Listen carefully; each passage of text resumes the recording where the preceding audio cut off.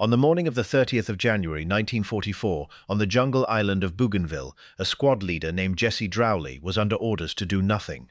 His squad was holding a reserve position, dug in under cover, told to stay put and guard the perimeter, while another company made the actual attack on the Japanese positions ahead of them. And from that covered position, Jesse Drowley watched 3 American soldiers from the assaulting company get cut down by hidden machine gun fire and fall, badly wounded, out in the open, in ground so swept by fire that no one could reach them. He was supposed to stay where he was. Every order he had said to hold his position. Instead, Jesse Drowley got up and ran straight out into the fire that had just dropped 3 men, because he was not willing to watch them die there. He reached them. Under intense, close-range Japanese fire, Jesse Drowley crossed the open ground, got to the first of the wounded men and carried him back to cover, and then turned around and went back out and did it again, bringing in a second man.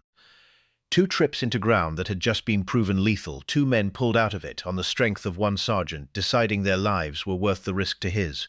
And it was out there, in the middle of those rescues, exposed, carrying wounded men through machine gun fire, that Drowley saw the thing that had shot them down. A Japanese pillbox, a hidden, concrete machine gun bunker, dug in and camouflaged so well that the American assault tanks supporting the attack had rolled right past it without ever seeing it, leaving it free to rake the attacking Americans from behind cover. Now put yourself for a moment inside that pillbox. The Japanese gunners had the perfect position, hidden, protected, with a clear field of fire, and they were doing exactly what such a position is designed to do. Cutting down the attacking Americans while remaining almost invisible, having already fooled the tanks.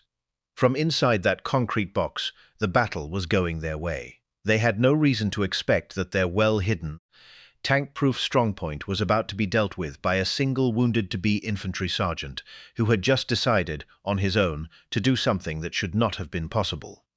Because Jesse Drowley had realized the one hard truth of that little battlefield. As long as that pillbox was firing, his fellow Americans would keep dying in the open, and the tanks that could kill it couldn't even see it. So he was going to have to show them. What he did next is the heart of the story. Drowley delegated the rescue of the 3rd wounded man to another soldier. He had found something more urgent, and then he ran, alone, across open terrain, under fire, all the way to one of the American tanks. And he did not just point it in the right direction and take cover. He climbed up onto the tank. Out in the open, on top of the armor, fully exposed to every weapon on that part of the battlefield, Jesse Drowley rode the tank forward, personally guiding it toward the hidden pillbox that its crew, buttoned up inside, still could not see. He made himself into a target on purpose, the most visible man on the field, because he was the only one who knew exactly where the killing bunker was, and the only way to point it out was to ride straight at it. Please take a moment to subscribe to the channel and to give this video a like, and stay with us all the way to the end. The tank ground forward toward the pillbox with Drowley riding on top of it, and he took it in dangerously close, by the accounts that come down to us, to within about 20 feet of the enemy bunker. 20 feet. That is nearly point blank, close enough to see the firing slit of the pillbox, close enough that everything the Japanese had was now trained on the tank and the impossibly exposed man riding it. To help the tank crew find the target he could see, and they couldn't, Drowley used his own weapon, firing tracer rounds at the pillbox to mark it, so the tank's gunner could follow his fire straight onto the target. He was, in that moment, a human aiming stake, standing on top of a tank in the middle of a firefight, drawing a line of bullets to the thing that needed to die. And the enemy, of course, shot back. They hit him. Up on that tank, exposed, Jesse Drowley was shot, once in the chest and once in the eye. Either wound was catastrophic. Together they were the kind of injuries that end a man's fight instantly, and usually end his life. A bullet to the chest and the loss of an eye is not something you push through. And yet Drowley did not fall off the tank, and he did not stop, and, this is the part that is almost impossible to believe, he refused to be evacuated. Grievously wounded, half-blinded, bleeding, he stayed on the tank and kept directing its fire onto the pillbox, because the job was not finished, and if he stopped now, the men still pinned in the open would keep dying. So he held on, and he kept pointing, and the tank kept firing, until the hidden pillbox that had fooled everyone and killed so many was finally destroyed. It was not the end of it. With the first pillbox destroyed, Drowley, still on the tank, still wounded, still refusing to quit, kept working, and a second hidden Japanese pillbox was located and eliminated as well. Only when the enemy positions that had been slaughtering the assault were silenced, only when the job he had appointed himself was actually done, did Jesse Drowley finally allow the battle to be over for him. Think about the arithmetic of that day from his point of view.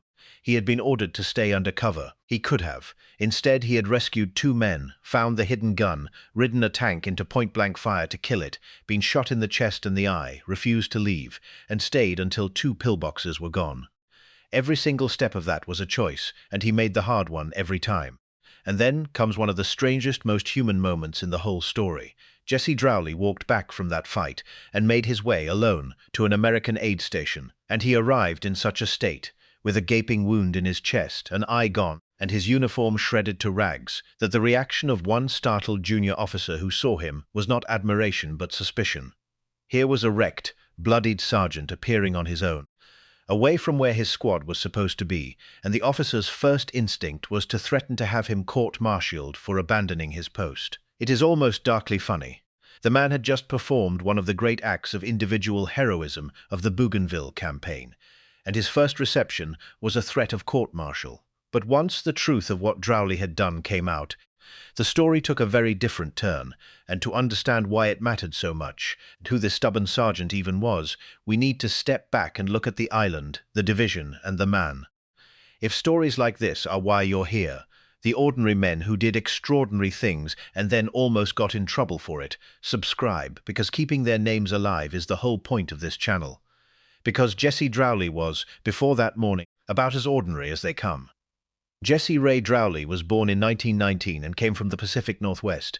He joined the Army out of Spokane, Washington, an unremarkable young American of the kind the war swept up by the millions.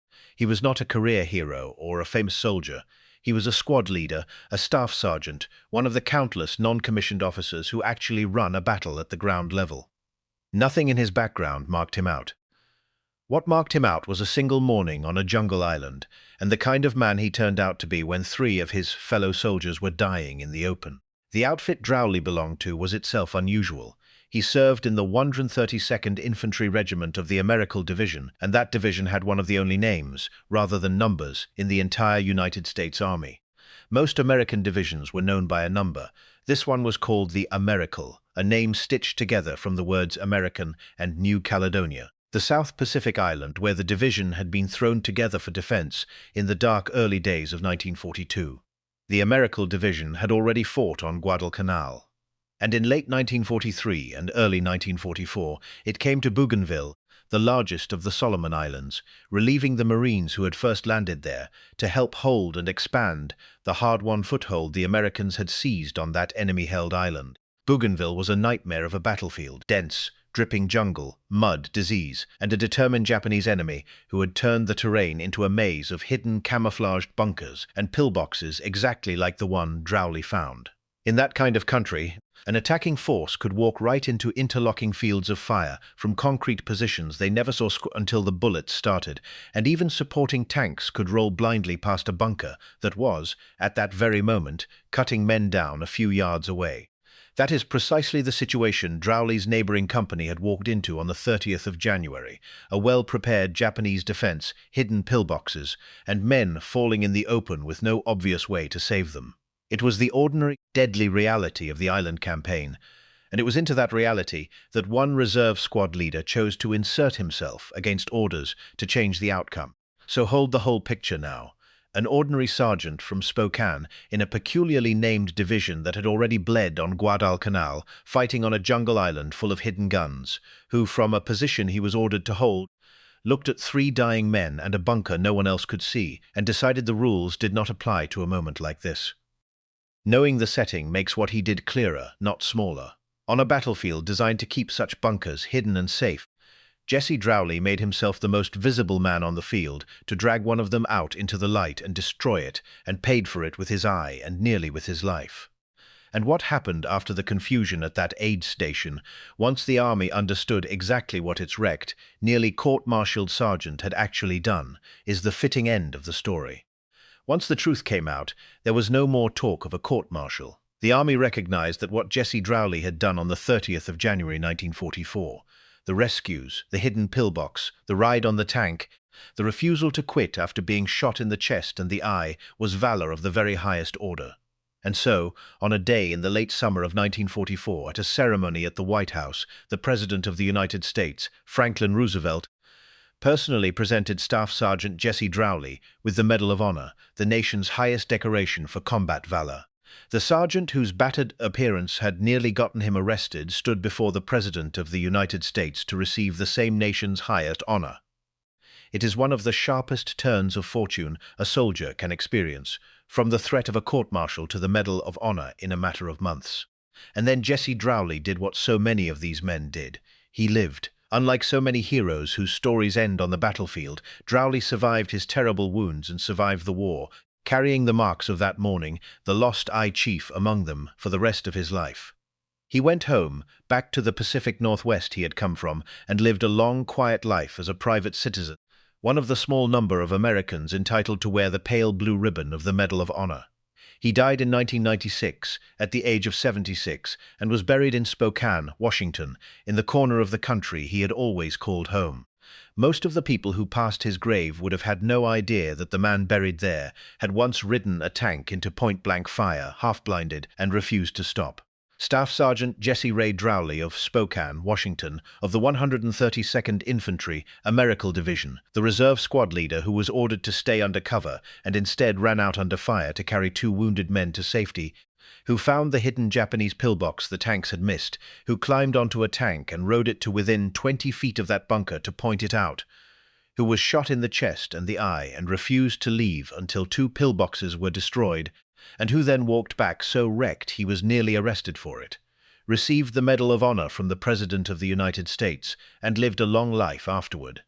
Somewhere, the descendants of the men he carried out of that open ground, and of the men no longer being shot from that bunker, are alive today because one sergeant would not stay in his cover.